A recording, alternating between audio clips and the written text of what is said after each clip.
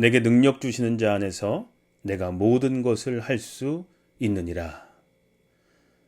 주님의 능력으로 충만한 수요일 되시기를 소망합니다. 10월 16일 수요일 우리에게 주시는 하나님의 말씀은 출애굽기 15장 25절 말씀입니다. 모세가 여호와께 부르짖었더니 여호와께서 그에게 한 나무를 가리키시니 그가 물에 던지니 물이 달게 되었더라. 아멘.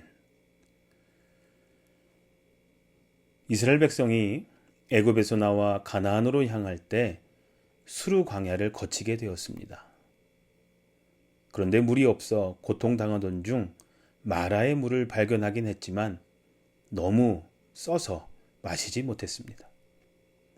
그때 모세가 기도하여 한 나무를 그 물에 던지니 물이 달게 되었습니다. 오늘날 사람들은 죄에 쓴 물을 안고 살아갑니다. 이 물을 달게 하는 것은 예수 그리스도의 십자가 능력밖에 없습니다. 위대한 복음 전도자요, 목사요, 찬송가 작사가로 잘 알려진 존 뉴턴은 영국 태생으로 7살 때 어머니를 잃고 비뚤어져서 자라다가 3년 후에는 학교 공부마저 그만두고 지중해를 항해하던 아버지를 따라 배를 타기 시작했습니다. 그는 배를 타고 다니면서 뱃사람들의 좋지 않은 습성들을 배우기 시작했고 나중에는 아주 비정한 사람이 되어서 노예무역 같은 온갖 나쁜 짓을 일삼았습니다. 근데 그의 어머니는 어린 아들의 신앙을 위해 끊임없이 눈물로 기도하는 사람이었습니다. 자녀를 위한 어머니의 기도는 결코 땅에 떨어지는 헛된 기도가 아니었습니다. 어느 날 뉴턴이 대서양을 항해하는데 큰 폭풍우가 몰아닥칩니다. 순식간에 배는 파손의 위기에 처했고 배 안은 온통 아수라장이 되었습니다. 그때 뉴턴은 어릴 적 어머니의 기도를 떠올리고 항상 호주머니 속에만 넣어두었던 이 성경을 꺼내듭니다. 그리고서는 하나님께 내 어머니의 하나님이시여 저의 모든 죄를 용서하여 주시고 저에게 단 한 번만 기회를 주시옵소서. 저를 이 죽음에서 구해 주시면 제 일생을 주님께 바치겠습니다. 라고 기도를 합니다. 이런 기도를 드리는 순간 그는 변화되었습니다. 쓴 물이 단물로 변화된 것이었습니다. 그리고 그 무섭던 바다가 잠잠해졌을 때 그는 더 이상 예전의 그가 아니었습니다. 그는 새롭게 거듭난 사람이 되었습니다.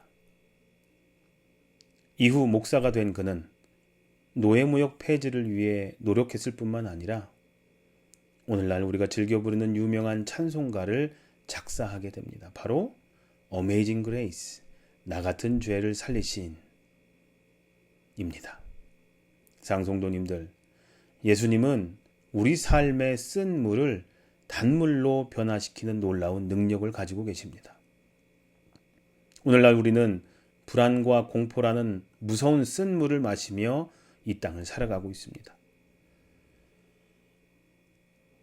물질적인 풍요를 누리며 살아가는 것 같지만 일상은 마음의 평화를 얻지 못하고 절망 가운데 빠져 있는 사람들이 너무나도 많습니다.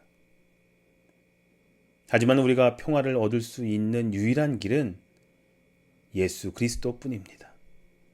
예수 그리스도만이 우리 삶의 쓴 물을 단물로 변화시키실 수 있는 유일한 분이십니다. 오늘 주님 안에서 쓴 물이 아닌 단물을 경험하며 기쁨으로 충만한 하루 되시기를 간절히 소망합니다. 기도하시겠습니다. 예수님의 구원의 능력을 찬양합니다. 십자가의 은혜를 믿고 항상 하나님께 감사하는 삶을 살게 해 주시옵소서. 예수님의 이름으로 기도합니다. 아멘. 하나님, 십자가 은혜로 말미암아 근심, 불안, 우울, 공포, 두려움, 절망이 아닌 기쁨, 감사, 소망, 평안, 용기, 안정을 경험하는 삶을 살게 해 주시옵소서 하는 기도를 이 시간 잠시 더 하셨으면 좋겠습니다.